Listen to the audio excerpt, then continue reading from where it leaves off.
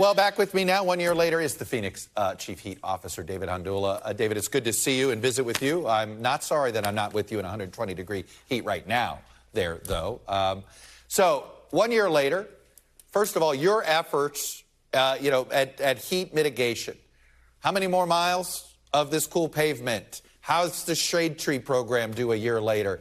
Do you have permanent funding? Walk me through.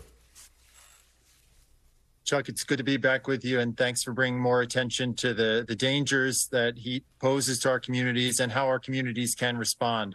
With respect to cool pavement, up to 100 miles now, continuing to learn how it's performing. With respect to urban forestry, we continue to see unprecedented opportunity, lots of resources at the table now, especially through the U.S. Forest Service recently. We've got a couple of big proposals in with them, so we're really excited about quite literally being able to add orders of magnitude to tree planting in the city in pursuit of a cooler and more comfortable one for everyone. You know, the tree planting thing has been a riddle here, right? Finding the right tree that would not be invasive and that would actually provide shade. What do you, I don't mean to get into the weeds here, pun intended, but what are you guys looking at? You know, Chuck, what we've learned is that workforce is a really important part of the riddle here. If we were to drive in some neighborhoods in South Phoenix where our nurseries are, we'd see hiring signs, signing bonus opportunities. We see a big need to grow the workforce, not just in Phoenix and the Southwest, but all across the country to ensure that we have trained laborers who are maintaining our green infrastructure in the city. Right. And of course, growing the plant material that we need, particularly for those desert-adapted, drought-tolerant, and native species that we really think are at the heart of the solution to growing the urban forest here. So last year, one of the things you told me is that, look, this was a department that sort of got, the city used some funding from the American Rescue Plan, which was right after Biden's election. But it was temporary money. And you were hoping to sort of prove your mettle here, right? So it becomes sort of permanent fixture. Have you won over folks enough? Is this going to become a permanent agency in the city? Things are looking good, Chuck. Thanks for the question. We've been able to grow our staff in the Office of Heat Response and Mitigation, adding a dedicated person to focus on heat response, coordinating the city's programs that right now we're hopeful will bring down those 911 calls that we talked about, prevent heat-associated deaths. So we've been adding staff, adding a bit of operational budget, but also continuing to work with those other city departments that have the big staffs and budgets to help shape their programs. We've talked about cool pavement. We've talked about shade trees. What about roofs?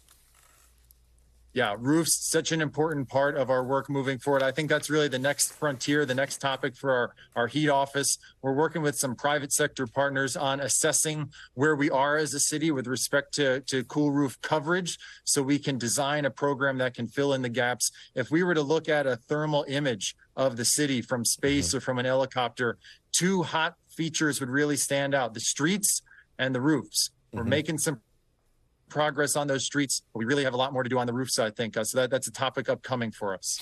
Now, how about basic shelters? Look, we have a homeless population problem all over the country. I know Phoenix is not immune from this either. This is where it gets acute. This is what we talk about, the health risk here of just sitting on concrete or laying on concrete.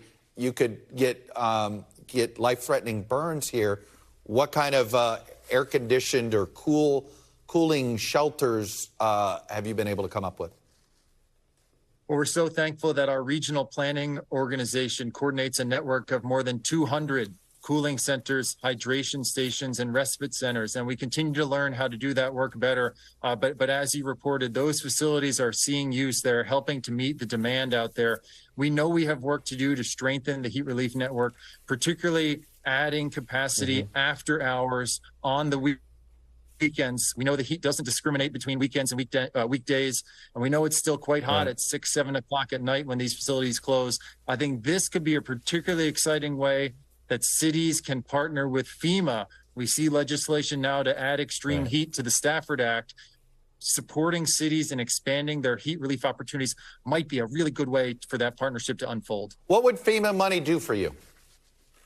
At a minimum, we could add staff support to keep facilities open for more hours. We could add skilled training at these facilities that could allow responding to the individual circumstances that people are in and their needs, providing really a basket of services at these cooling centers, hydration stations.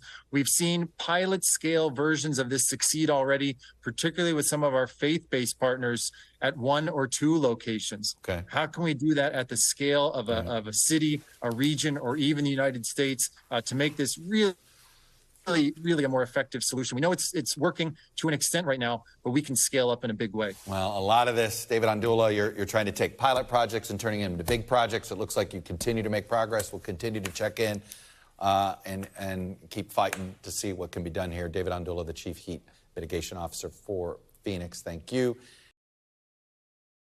Thanks for watching our YouTube channel. Follow today's top stories and breaking news by downloading the NBC News app.